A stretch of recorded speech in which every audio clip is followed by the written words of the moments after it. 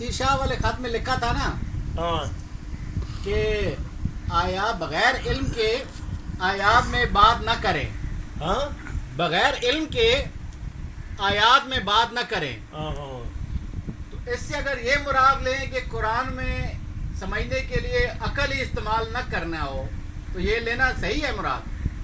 ہاں ہاں اچھی بات ہے.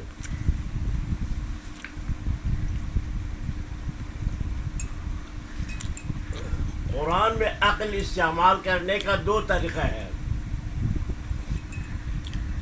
ایک طریقہ جو ہے یہ اہل تعویل وغیرہ نے معتزلہ نے اٹھائی ہے. جی جی میرے عقل یہ کہتے میرا عقل یہ کہتا یہ تو عقل ہی مانتا ہے، یہ تو عقل ہی مانتا کہتا ہے. یہ مداخلت ہے جی اس جی کے لیے ایک چھوٹا سا حکم جعل نہیں کر سکتا.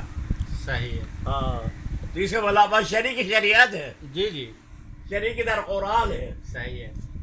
ایک عقل ہوتا ہے کہ اس کلمے سے کا معنی کیا ہے، اس معنی کو کلمے کو سمجھنے کے لیے استعمال کرے عقل، اس کو کہتے ہیں عقل.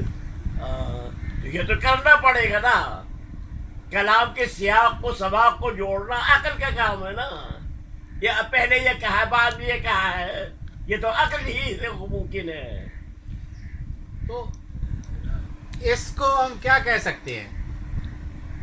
ہاں اس کو آپ کہتے ایک ہوتے ہیں نا عقل. عقل بذات خود آپ کہیں گے عقل کیا چیز ہے. عقل کا دو تصور ہے. جی ایک عقل فلاسفہ یونانی ہے، اچھا. اور یہ عقل اصول کافی میں بھی ہے. ایک عقل ہے وہ عقل منفصل از وجود، انسان کے باہر سے داخل ہوا، اندر آ کے باہر میں فٹی ہوا ہے.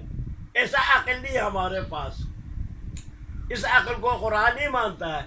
ایک عقل ہوتا ہے معلومات آپ کے پاس جمع ہو کے اندر ایک عقل بنتا ہے، صحیح. اس کو کہتے ہیں عقل شرعی. شرعی. آپ یہ آیات پہلے آپ نے فرض کرو نا، میرے ایک کلام پرسوں کہا تھا، آج صبح ایک کلام کہا، ان دونوں کو جوڑنا آپ کے عقل کا کام ہے. آیت کے اول اور آخر کو جوڑنا عقل کا کام ہے. اس سے ابھی یہ بھی تو نہیں کہہ سکتے نا کہ عقل استعمال کرنا جو ہے یہ عقل غلط ہے. نہیں، عقل مستقل استعمال نہیں کرو. عقل فہم کلام کے لیے استعمال کرے. اس اصول کے روشنی میں کرنا ہے. صحیح صحیح. سمجھ میں آیا؟ جی جی بالکل. ہاں. مجھے یہ بات آپ نے اچھی بات کی ہے نا، مجھے اس بات کرنے کی ضرورت تھی. ہاں کسی اچھا. وجہ سے سوچا تھا کہ اس پہ بات کروں. اچھا ہو گیا. اگر جب ہم عقل استعمال کرتے ہیں جب ہم عقل استعمال کرتے ہیں، آپ نے بتایا کہ ان اصولوں کے تحت اس قرآن کو فہم کرنے کے لیے استعمال کریں. اس میں پھر وہ جو کچھ لوگ ہوتے ہیں وہ قرآن سے دور کرنے کے لیے یہ کاوش کرتے ہیں کہ اس میں یہ آپ کا احتمال ہو سکتا ہے، یہ احتمال نمبر 1 ہو سکتا ہے، 2 ہو سکتے ہیں، 3 ہو سکتے ہیں. تو وہ کہتے ہیں کہ اگر آپ کسی ایک احتمال کو حتمی قرار دے دیں گے کہ یہی احتمال ہے جو میں سمجھ رہا ہوں، تو یہ پھر آپ نے قرآن کے اوپر عقل استعمال. آپ نے آیات کو پڑھا نہیں ہے، آپ صرف آیات کو سامنے رکھ کے آپ عقل استعمال کرتا ہے. ٹھیک ہے. ابھی جو ہے مثلا یہ ڈاکٹر نے جو عقل کی بات کی ہے نا، عقل کو داخل نہیں ہے. جی جی. یا مثلا جو تحشیشہ کہتا ہے ہمارا عقل یہ عقل مردود ہے. ایک عقل ہے. ابھی فرض کرو نا فصلی لربک، صلاۃ جو ہے یہاں نماز ہے یا کوئی اور چیز ہے، اس میں آگے پیچھے دیکھنا پڑے گا نا. فصلی لغت عرب میں 2 معنی میں آتا ہے، ایک جلانے کے معنی میں آتا ہے، ایک دعا کے معنی میں آیا ہے. سمجھ میں آیا؟ ٹھیک ہے. فرض کرے دعا کے معنی میں آیا. دعا کے 3-4 مراتب ہے کلمہ دعا صلاۃ کا. ایک معنی یہ مطابقت کہتا ہے، صلاۃ یعنی نماز، ہاں، یا صلاۃ یعنی دعا. ایک ہوتا ہے جز لفظ ہے. صلاۃ میں ارکان مخصوص ہے، ارکان مخصوص میں ایک حصہ یعنی دعا ہے. ٹھیک ہے. اس کو دلالت تضمنی کہتا ہے. ٹھیک ہے. ایک ہوتے ہیں لوازم بحر کی، اس کو دلالت التزامی کہتا ہے. ٹھیک ہے. پھر چوتھا آتا ہے آیت. یہ تو یہاں ان تینوں میں سے کون سی معنی صحیح ہے؟ آپ کو دو معنی کو رد کرنے کے بعد ایک ثابت ہوگا. ٹھیک ہے. سمجھ گیا؟ ٹھیک ہے. یہاں مطابق التزامی کو رد کریں گے، تضمنی کو رد کریں گے، مطابقی کو ثابت کریں گے.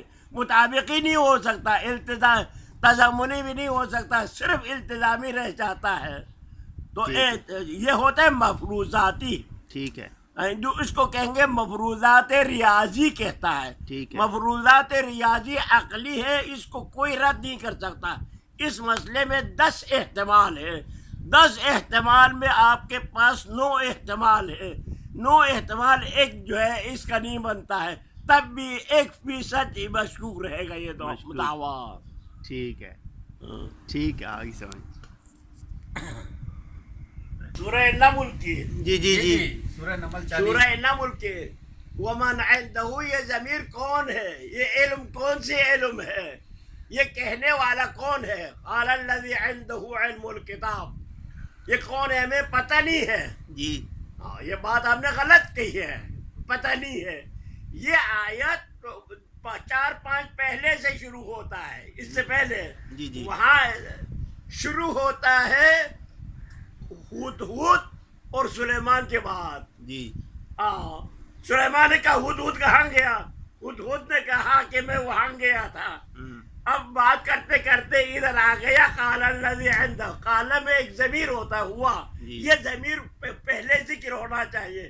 پہلے کس کا ذکر ہوا ہے؟ پہلے سلیمان کا ذکر ہوا ہے. میں اسی لیے چاہتا تھا نا کہ کوئی درس اصول قرآن سکھاؤ. جی جی. یہ جو کتابیں لکھی گئی ہے نا اصول و تفسیر قرآن، اس میں ایک بڑا خیانت ہے. سب سے بڑا خیانت اس میں ہی گمراہ ہو رہا ہے. کہتے ہیں روایات میں کیا فرمایا ہے، مفسرین نے کیا فرمایا ہے. یہ بات غلط ہے. روایات یعنی اجنبی ترجمہ ہوگا.